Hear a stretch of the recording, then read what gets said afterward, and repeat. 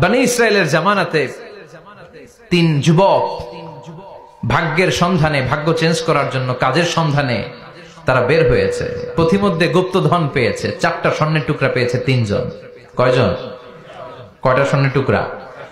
4টা স্বর্ণের টুকরা পেয়ে মহা খুশি, খুশিতে বাকবাকুম, কে আমাদেরকে পায়, আজকে স্বর্ণের টুকরা ভাগ করে আমরা অনেক ধনী হয়ে যাব।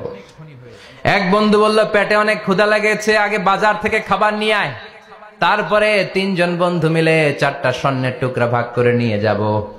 এক বন্ধুকে বাজার থেকে রুটি কিনে আনানোর জন্য পাঠিয়েছে, বাকি 2 বন্ধু এবার বসে বসে পরামর্শ করে, ওইটারে যদি মেরে ফেলতে পারি ভাগ বটোয়ারার দরকার নাই, তুই নিবি 2টা, আমি নিব 2টা।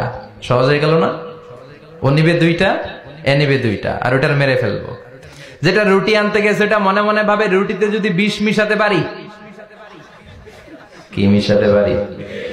আর ওই 2টারে যদি খাওয়াইতে পারি তাহলে সব আমার, গোটা দুনিয়া আমার, দুনিয়াকে মজা লেলো, দুনিয়া তোমার। যেই চিন্তা ওই কাজ। রুটির মধ্যে বিষ মেখে এনে বন্ধুদের কাছে দিয়েছে, 2 বন্ধু মিলে ওইটারে ঘুষান শুরু করছে।